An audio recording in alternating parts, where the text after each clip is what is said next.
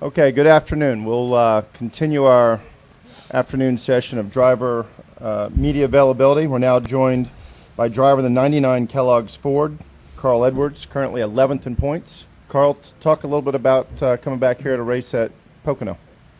I love racing at Pocono. It's a blast for the drivers. It's such a unique racetrack with 3 different corners. You know, the pavement that they put up there in the last corner, that's really neat. That's fun to race on. I've had a lot of success here.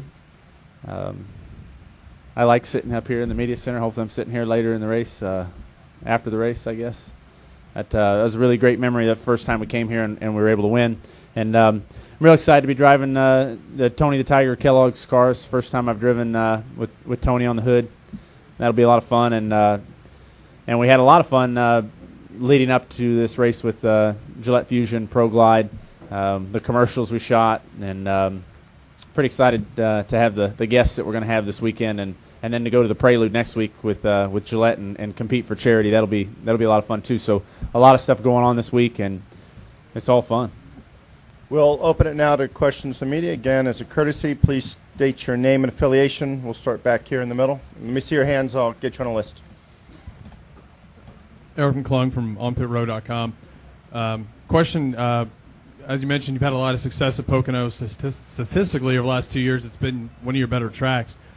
With the timing, switching over to the new engine, do you see that as a benefit? Would you feel more comfortable in your older equipment?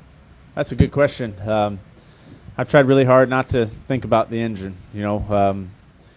That's something the guys have been working very hard on. Ford has worked very hard on, and I'm hoping that it's an advantage. It seems to be running really well. But our old engine ran so well that it's it's hard to really see a big advantage. But hopefully that'll evolve and we'll be able to work and find some gains in horsepower. And but yeah, I think it's a good thing as long as we don't have any teething problems, any failures or something. I think it's going to be good. But so far, I'm proud of Ford and that new engine. We've got Scott. Go ahead. Scott Walsh from the Scranton Times, Pennsylvania. Carl, after last year, you better than anyone know that this place is a fuel mileage track. Yeah. With the green-white checkered rule, could that be more of a factor here than in years past? Yeah, the green-white checkered rule will probably be more of a factor here for a number of reasons. It's such a long track. Fresh tires are so much faster that a guy could come out. You could have a green-white checker. A guy could start 10th and be running top 2 or 3. Going into turn the last set of corners down here, turn 3 and 4. So that'll be a big deal. The fuel mileage will be really a really big deal. It'll make it interesting. That's for sure. The whole face of the race could change in the last 5 laps. Okay, we've got Tom and then Chuck, and we'll come back to Reed. Tom Bowles, SIMFrontstretch.com. You're a pretty upbeat guy, and obviously with a lot of stuff going on with Ford right now, last weekend I got the sense that a lot of people are frustrated. Yeah. Can you talk a little bit about the morale going on right now, and as somebody that's an upbeat guy, your role in trying to, do you feel like you need to play more of a role to come around the shop and pump these guys up and make sure that you guys are going in the right direction emotionally as well? Yeah, here's the deal. Roush Fenway and the Ford race cars we're not as fast as we need to be right now. Ford as a company is doing great. I believe we can all be proud of Ford as an American company and what they're producing and the jobs they're providing but especially the products they're producing. So what we need to do is we just need to be faster. And people ask me all different ways. They're like, well, you haven't led as many laps. You haven't done. The point is we're just not fast enough. So you can look at it a bunch of different ways, but we all know that. And yes, it is very important, I believe, for everyone. I talked with one of the crew members this morning about it. Just keep working on what we can do. Keep do the best you can. Don't let the frustration snowball and make things worse.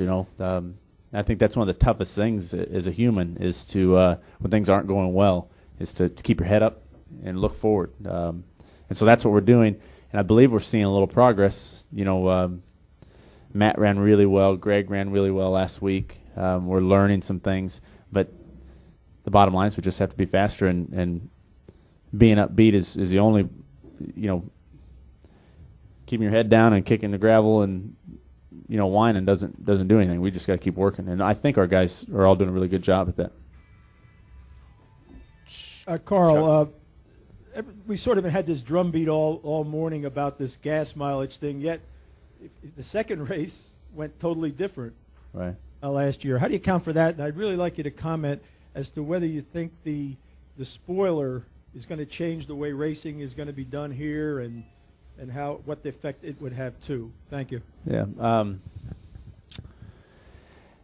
The trick at any race is to just be fast. If you're fast, then you put yourself in a position to win. If it comes down to fuel mileage or something like that, then you have to be real savvy and smart, on top of the fast, and you have to make the right decisions. So,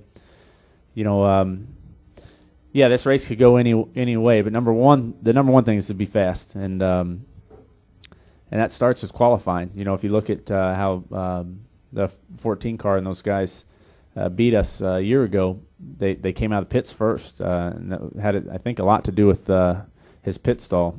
If I'm not mistaken, I think it rained out qualifying. He started first, and he beat us off pit road. He ended up beating us with fuel mileage. We both made it, but he was in front. So there's a lot that goes into it here. But number one is to be fast, and I think that the fall race showed you that's real important too. You can't lean on fuel mileage.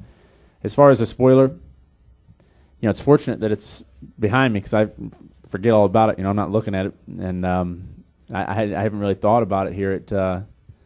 It seems like the car drives almost the same, and I don't think it'll change the racing much. I think that the spoiler just looks better. I think it's simpler, and I'm happy with NASCAR changing that.